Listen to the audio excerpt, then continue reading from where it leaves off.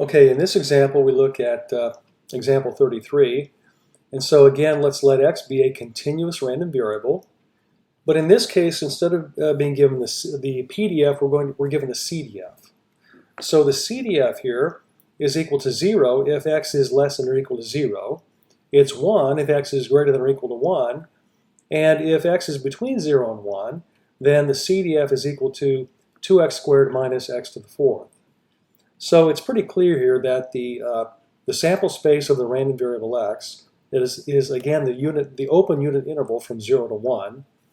Okay, and so what we're wanting to do here is to compute some probabilities for the same kinds of events that we looked at in the previous example, and then once we've done that, to find the PDF of the distribution.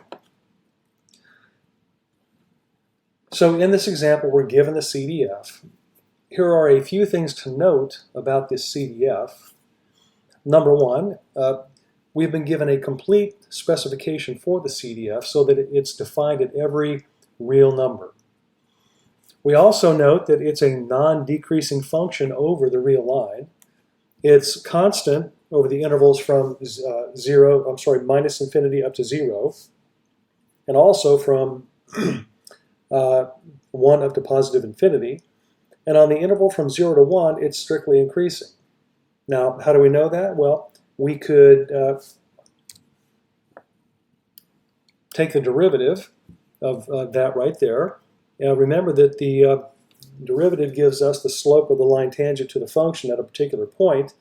And we would find that for values of x between 0 and 1, that the derivative of that expression right there is always positive. So that would indicate that the function is strictly increasing over that interval.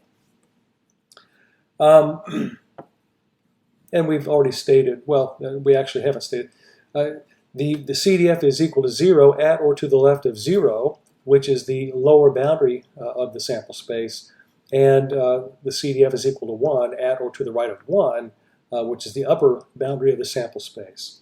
What I said before, which is correct, but it's not quite this specific, is that the CDF is constant over the intervals from minus infinity to 0 and from 1 up to positive infinity.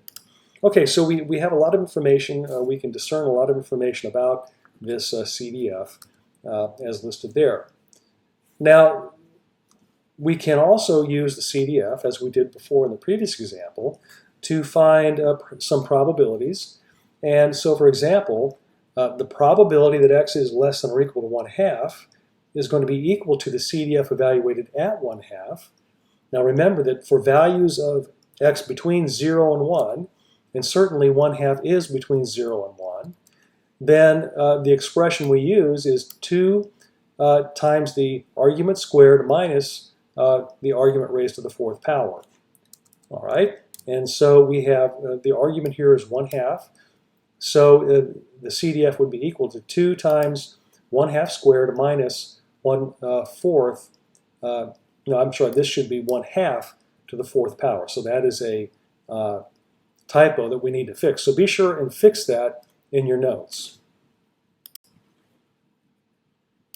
And so there, I magically fixed that. So anyway, when you do the calculation, you get 7/16. So the probability that x is less than or equal to 1/2 is 7/16. We can find the probability that x is less than or equal to 3/4 using the CDF. All we have to do is evaluate the CDF at that upper end point of 3/4, and we get 207 over 256. To find the probability that x is strictly greater than 3/4, we can use the complement rule and rewrite that as 1 minus the probability that x is less than or equal to 3/4. That, which is what we just found, and so now we can use that result in this calculation, and we get 49 over 256. Now, to find the probability that x is strictly greater than 1/2 and less than or equal to 3/4, we recognize from our previous discussions in the previous example that this is given by the probability that x is less than or equal to 3/4 minus the probability that x is less than or equal to 1/2. All right, this first probability is given by the CDF evaluated at 3/4, which we've already calculated, and the second probability is given by the CDF evaluated at 1/2, which we've also just calculated on a previous slide. And so it turns out that this probability is given by 95 over 256. Now, to find the PDF, let's first denote the PDF by the lowercase version of the letter that we're using to represent the CDF. In this case, the CDF is represented by capital F, and so we'll use lowercase f to denote the PDF for this distribution. And as I stated when we first looked at this example, the sample space of this random variable is the open unit interval from 0 to 1. And so it's clear from the CDF that the space of x is 0 to 1, as I just said, and so it follows that the PDF must be equal to 0 for values of x that are not in that interval. In other words, the PDF must be equal to 0 if x is less than or equal to 0, or if it's greater than or equal to 1. If that were not the case, if f of x was not equal to 0 for values of x that are not in the unit interval, then we would be accumulating probability outside of that interval. But since that's not the case, the PDF must be 0 for values of x that are not in the unit interval. Now, for values of x that are in the unit interval, the way that we're going to obtain the PDF is to differentiate the CDF. Remember that we've got this relationship between the PDF and the CDF.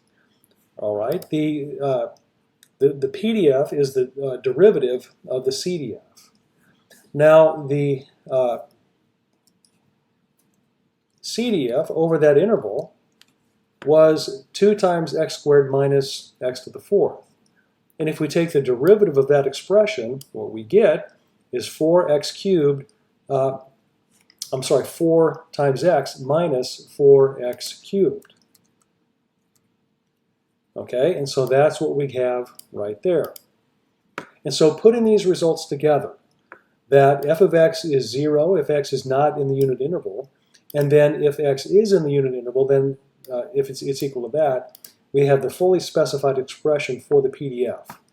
The PDF of x is equal to 4x minus 4x cubed for values of x that are between 0 and 1, and it's 0 otherwise.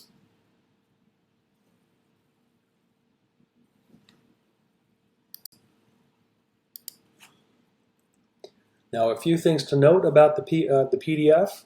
It says PMF here, but it should read the PDF. The PDF is defined at every real number, as it should be. The PDF is strictly positive. It takes on a positive value at every point in the sample space of x. Now, can you prove that mathematically? And then the PDF is 0 at every point that is not in the sample space of x. Now, I've constructed graphs of the CDF and the PDF for this distribution in SAS. And so here is a graph of the CDF. All right. It's equal to 0 for values of x that are strictly less than 0, or less than or equal to 0, I'm sorry. It's equal to 1 for values of x that are greater than or equal to 1. And then for values of x that are between 0 and 1, it's equal to 2 times x squared minus x to the 4th. And so that's what this segment would look like. All right, and then here is a graph of the PDF.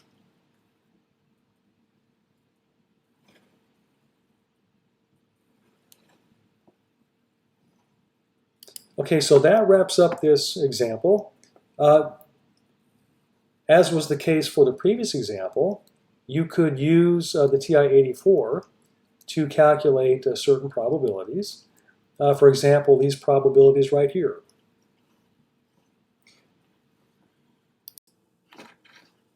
In fact, let's do that. Let's do some of these calculations using the TI-84. Now again, I'm using the TI-84 simulation software that TI has for instructors. All right, so this is what your 84 calculator would look like. And so what I want to do, let's calculate the probability that x is less than or equal to 1/2.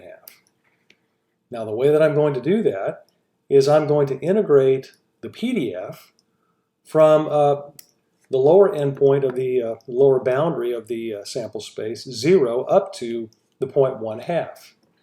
And so what I'm going to do is select or press the math button, and then I can scroll down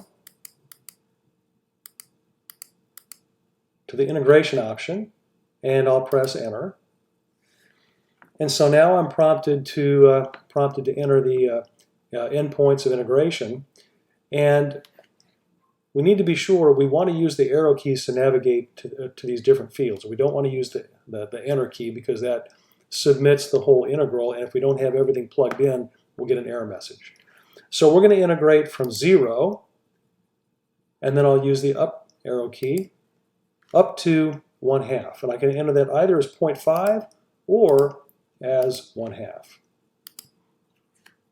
Next, we need to enter the expression for the PDF, and over this interval, over the unit interval, we know that the expression for the PDF, because we just found it, we know that it's equal to 4 times x minus 4 times x raised to the 3rd power. And now we need to plug in our variable of integration, which again is x, and so I'm going to use the right arrow key a couple times and then press the button for that variable. And so now I've got everything plugged in.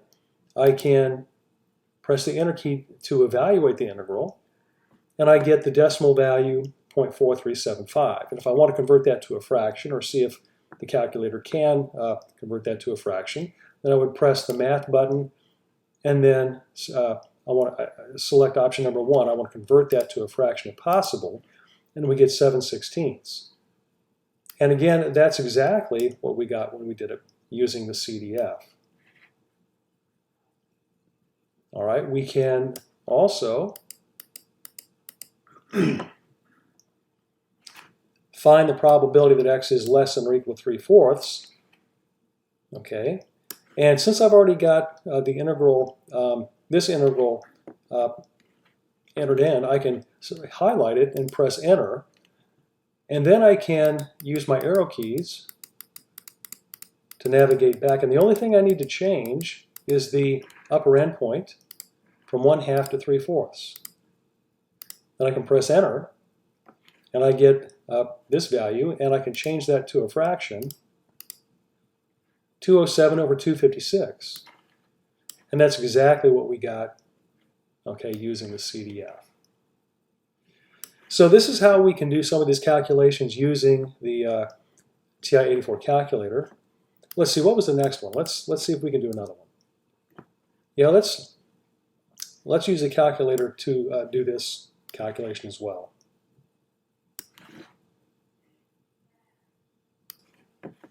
Okay, so again, I want to make use of the work I've already done. So let's go up and grab that integral, and now let's see, we're going to find the probability that x is between 1/2 and 3/4, right?